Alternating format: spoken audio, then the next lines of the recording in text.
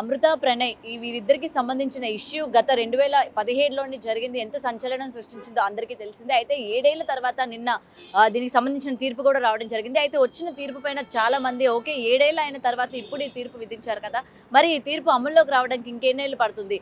ఈ అమృత, ప్రణయ్ విషయాన్ని పక్కన పెడితే దాని తర్వాత జరిగిన పరువు హత్యలకు సంబంధించి అప్డేట్స్ ఏంటి అని చెప్పి కూడా దీనిపైన చాలా మంది విమర్శలు కూడా ఇవాళ మాట్లాడుతున్న పరిస్థితి కనిపిస్తోంది. అయితే ముఖ్యంగా ఇవాళ వచ్చిన ఈ తీర్పు పైన అసలు ఎలా చూడొచ్చు అంటారు? సో దీని గురించి క్లియర్గా తెలుసుకుందాం. ఇవాళ మనతో పాటు అడ్వకేట్ తిరుపతి వర్మ గారు ఉన్నారు. ఆయనతో మాట్లాడి మరిన్ని విషయాలు తెలుసుకునే ప్రయత్నం చేద్దాం. సార్ నమస్తే అండి. రైట్, ఈ తీర్పు పైన ఏం చెప్తారు సార్? ఆల్రెడీ జనాలందరూ కూడా 7 ఏళ్ళు అయిపోయింది, ఎప్పుడెప్పుడు వస్తుందో తీర్పు అని చూస్తున్న టైంలోని 7 ఏళ్ల తర్వాత ఒకరికి ఉరిశిక్ష విధించడం జరిగింది, మిగిలిన వాళ్ళందరికీ కూడా జీవిత ఖైదీ వేశారు. సో దీన్ని ఎలా చూడొచ్చు అంటారు? అంటే దీంట్లో ముందుగా ఏంటంటే తీర్పు ఇచ్చిన జడ్జి గారికి ఎందుకంటే ఒక న్యాయస్థానం మీద నమ్మకం ఏర్పడింది. ఫస్ట్ ఏర్పడ్డ తర్వాత 7 సంవత్సరాలు కాదు, దీనిలో సైంటిఫిక్ రేంజ్ అంటే ఒక మర్డర్ జరిగినప్పుడు దానికి సంబంధించిన ఎవిడెన్స్ కలెక్ట్ చేయడానికి, దానికి సంబంధించిన సాక్షులు విచారించడానికి టైం పడుతుంది. సో ఆ టైంకు సంబంధించి కొంత సమయం తీసుకున్న మాట వాస్తవం, కానీ కొంచెం త్వరితగతిన అంటే ఫాస్ట్ ట్రాక్ కూడా అయినా కానీ ఇది స్పెషల్ కోర్టులో SC ST court second ADJ కోర్టులో వేయడం జరిగింది. అక్కడ కొంచెం ఫాస్ట్గా చేస్తే ఇంకా బాగుండేదని చెప్పి ప్రజలు భావిస్తున్నారు, కరెక్టే. కానీ ఫైనల్లీ తుది నిర్ణయం మాత్రం మంచిగా ఉన్నది, చాలామంది హర్షిస్తున్నారు, న్యాయస్థానంలో పైన నమ్మకం ఏర్పడ్డది. సో దీన్ని ఇప్పుడు 7 సంవత్సరాల తర్వాత 5 సంవత్సరాల తర్వాత కాదు, న్యాయం వచ్చిందా లేకుంటే ఆ కుటుంబానికి న్యాయం జరిగిందా లేదా, లేకుంటే ఆ మర్డర్కి సంబంధించిన వాళ్ళకు శిక్ష పడిందా లేదని ఆ కోణంలో చూస్తారు జనాలు, పబ్లిక్. సో జరిగింది అంతే. మరి ఏదైతే జీవిత ఖైదీ వేశారో మిగిలిన వాళ్ళందరికీ కూడా వాళ్ళు మళ్ళీ అప్పీల్ చేసుకుంటే వాళ్ళు మళ్ళీ బెయిల్ వచ్చే ఛాన్సెస్ ఉంటాయి, లేకపోతే హైకోర్టు లేకపోతే సుప్రీంకోర్టుకి వాళ్ళు మళ్ళీ మేము బయటకు రావాలనుకుంటున్నామని చెప్పి వాళ్ళు అప్పీల్ చేసుకుంటే బయటకు వచ్చేస్తారు కదా. ఇంక ఇక్కడ న్యాయం ఏం జరిగింది? ఒక వ్యక్తికే ఉరిశిక్ష అని విధించారు తప్ప మిగిలిన వాళ్ళ సంగతి ఏంటి అని కూడా క్వశ్చన్స్ రైజ్ అవుతున్నాయి. ఇక్కడ మీరు చెప్పారు కదా 7 సంవత్సరాల కాలం అని చెప్పారు కదా, 7 సంవత్సరాలు ఎందుకు తీసుకున్నారంటే సైంటిఫిక్గా వాళ్ళు ఎవిడెన్స్ కలెక్ట్ చేసి రేపొద్దున అంటే పై న్యాయస్థానంలో కూడా అప్పీల్కి వెళ్ళిన తర్వాత కూడా అక్కడ కింది కోర్టులో ఏ విధంగా న్యాయం చేసిందో పై కోర్టు కూడా కింది కోర్టు ఎవిడెన్స్ బట్టే తీర్పిస్తారు. సో ఎన్ని కోర్టులు వెళ్ళినా కానీ ఎందుకంటే దానికి సంబంధించిన ఎవిడెన్స్ సైంటిఫిక్ ఎవిడెన్స్ ఉన్నది కాబట్టి సో ఆ శిక్ష ప్రకారం కింది కోర్టులో ఏదైతే శిక్ష అమలైందో పై కోర్టులో కూడా అమలు చేసే అవకాశం ఉంటుంది. సో దీనికి అంటే సమయం 7 సంవత్సరాలు అక్కడ పట్టింది కదా, ఇక్కడ అంతా అంటే అప్పీల్కు అంత టైం పట్టే అవకాశం ఉండదు.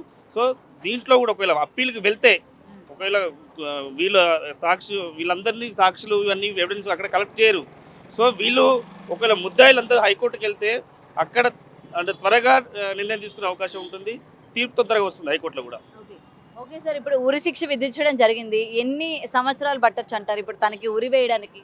అంటే ఇట్స్ ఆల్ డిపెండ్ ఆన్ అంటే వీళ్ళు అప్పీల్కి వెళ్ళారు కదా, అక్కడ జడ్జిని బట్టి వాళ్ళ న్యాయవాదిని బట్టి ఒకవేళ మన తరపున ప్రభుత్వ న్యాయవాది తరపు వాళ్ళు కానీ లేదు అంటే ఇంకేంటంటే వీళ్ళకి క్షమాభిక్ష అడిగే అవకాశం ఉంది. ఇదంతా ఇట్స్ ఆల్ డిపెండ్ ఆన్ ఇదంతా ట్రయల్ కోర్టు నుండి హైకోర్టు నుండి సుప్రీంకోర్టు వరకు వెళ్ళవలసి ఉంటుంది. ఫైనల్ మాత్రం డెఫినెట్లీ వీళ్ళకి ఉరిశిక్ష హ్యాంగ్ అయ్యే అవకాశం ఉంది మొదటి ముద్దాయికి, మిగతా వాళ్ళకి యథావిధిగా ఉండే అవకాశం ఉందని చెప్పొచ్చు. సో అంటే ఇప్పుడు ఈ ఉరిశిక్ష పడ్డ వ్యక్తి కూడా మళ్ళీ అప్పీల్ చేసుకోవచ్చా? ఉరిశిక్ష పడ్డ అప్పీల్ చేసుకోవచ్చు. ఉరిశిక్ష ఇప్పుడు లోయర్ కోర్టులో అంటే జిల్లా కోర్టులో పడింది కాబట్టి హైకోర్టు రావచ్చు. హైకోర్టు నుండి ఒకవేళ హైకోర్టులో సేమ్ నిర్ణయం వస్తే మళ్ళీ సుప్రీంకోర్టు వరకు కూడా వెళ్ళే అవకాశం ఉంటుంది. సో అక్కడ ఒకవేళ ఉంటే రాష్ట్రపతి గారిని కూడా వాళ్ళు క్షమాభిక్ష కోరే అవకాశం ఉంటుంది. అంటే అంత దూరం వెళ్తుందో లేదో అనేది ఆ అక్యూజ్డ్ అప్పీల్ బట్టి ఉంటుంది. సార్ ఇప్పుడు ప్రణయ్ హత్య కేసుని ఏదైతే చాలా ప్రెస్టీజ్ లాగా తీసుకున్నారు కదా, ఇన్నేళ్ళకైనా సరే ఓకే అందులో ఉన్న ఎవరు కూడా తప్పించుకోకూడదని చెప్పి అందరికీ కూడా శిక్ష విధించడం జరిగింది. మరి రిమైనింగ్ దాని తర్వాత కూడా అంటే ఆ ఇష్యూ జరిగిన తర్వాత కూడా చాలా పరువు హత్యలు జరిగాయి, మరి వాటి సంగతి ఏంటి? వాళ్ళకి ఇంకెన్ని సంవత్సరాలు పట్టొచ్చు అని కూడా ఇవాళ అంటున్నారు. అంటే ఇది ఒక చెంపపెట్టు, ఎందుకంటే పోలీసు వాళ్ళు వాళ్ళ కోణంలో ఇన్వెస్టిగేషన్ ప్రాపర్గా చేస్తున్నారని ఒక మెసేజ్ ఇస్తుంది. ఎందుకంటే ఇన్వెస్టిగేషన్లో కొంత అంటే ఇదంతా సైంటిఫిక్గా రావాలి, ఎవిడెన్స్ కలెక్ట్ చేయాలని కొంత లేట్ అయింది, కానీ ఫైనల్గా శిక్ష పడడం ఖాయమని చెప్పి ఒక మెసేజ్ ఇవ్వడం జరిగింది. దీంట్లో పోలీస్ వాళ్ళకి మాత్రం హ్యాట్సప్ చెప్పొచ్చు, ఎందుకంటే ప్రతి ఎవిడెన్స్ కలెక్ట్ చేసి కోర్టుకు సమర్పించడం జరిగింది, ఆ బేస్లే ఈరోజు శిక్ష పడిందని చెప్పొచ్చు. ఓకే, సో మరి ఇలాంటి ఉరిశిక్ష అంటే తిరిగి పడింది, నెక్స్ట్ పరువు హత్య జరిగిన వాళ్ళకు కూడా ఇలాగే ఉరిశిక్ష పడాలి అని కోరుకుంటున్నారు కదా. ఉరిశిక్ష పడిన తర్వాత సాధారణంగా సార్, ఎందుకంటే మాకు అంత అవగాహన లేదు కాబట్టి ఉరిశిక్ష పడిన తర్వాత అంటే వెంటనే ఎందుకని అమలు చేయట్లేదు, మళ్ళీ ఎందుకని టైం తీసుకుంటున్నారు? ఇవాళ ఉరిశిక్ష అని చెప్పి విధించిన తర్వాత వితిన్ 1 డేయో లేకపోతే 2 డేస్లోనో ఆ ఉరి అన్నది చెయ్యాలి కదా అని చెప్పి కూడా ఇవాళ అడుగుతూ ఉన్నారు. అంటే లోయర్ కోర్టు దానికి ప్రతి ముద్దాయికి అప్పీల్ చేసుకునే అవకాశం మన రాజ్యాంగం కల్పించింది. ఆ రాజ్యాంగం ప్రకారం ఒక కోర్టు నుండి ఇంకో కోర్టులో అప్పీల్ చేసుకోవచ్చు, అది పై కోర్టు వరకు వెళ్ళొచ్చు వాళ్ళు. సో అక్కడ ఫైనల్గా పై కోర్టులో ఏమైతే తీర్పు వస్తుందో ఆ తీర్పు ప్రకారం శిక్ష అమలు అయ్యే అవకాశం ఉంటుంది, అది ఉరి శిక్ష అయినా యావజ్జీవ శిక్ష అయినా కానీ. సో ఇక్కడ ఏంటంటే త్వరితగా అక్కడ 7 సంవత్సరాలు పట్టింది కదా, అక్కడ 7 సంవత్సరాలు పట్టే అవకాశం ఉండదు. ఎందుకంటే అప్పీల్కు తొందర విత్ ఇన్ టైం పీరియడ్ ఉంటుంది, ఒక లిమిటేషన్ ఉంటుంది. ఆ లిమిటేషన్లో వెళ్తారు. వెళ్ళిన తర్వాత అక్కడ బెంచ్ మీకు రాగానే వాళ్ళు ఆర్గ్యుమెంట్ చెప్పేస్తారు. సో నిర్ణయం అంటే జడ్జిమెంట్ తొందరగా వచ్చే అవకాశం ఉంటుంది.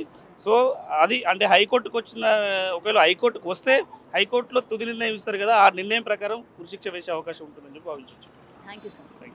రైట్, ఇదండి ఏదైతే ప్రణయ్ అలాగే అమృతకి సంబంధించిన ఇష్యూ పైన 7 ఏళ్ల తర్వాత ఏదైతే తీర్పు రావడం జరిగిందో కోర్టుకి సంబంధించి ఒక వ్యక్తికి అంటే మిగిలిన వాళ్ళందరికీ యావజ్జీవ కారాగార శిక్ష, అలాగే ఒక వ్యక్తికి ఉరిశిక్ష విధించడం కూడా జరిగింది. సో ఏది ఏమైనా సరే ఇన్నేళ్ళ అయినా సరే తీర్పు అనేది రావడం నిజంగా ప్రశంసనీయంగానే ఉంది అని చెప్పేటట్టు ప్రజలందరూ కూడా భావిస్తున్నారు. మరి ఇదే శ్రద్ధ మిగిలిన ఏవైతే పరువు హత్య కేసులు కావచ్చు, లేకపోతే మిగిలిన కేసెస్లో కూడా ఇదే విధంగా చూడాలి. అండ్ 7 సంవత్సరాలు ఏదైతే తీసుకున్నారో ఈ 7 సంవత్సరాలు కాకుండా ఇంకా తక్కువ టైంలోనే ఛేదించాలి అని కూడా ప్రేక్షకులు అటు ప్రజలందరూ కూడా భావిస్తున్న పరిస్థితి మనకు కనిపిస్తోంది. కెమెరామ్యాన్ సురేష్తో గౌతమి రిపోర్టింగ్, హైదరాబాద్.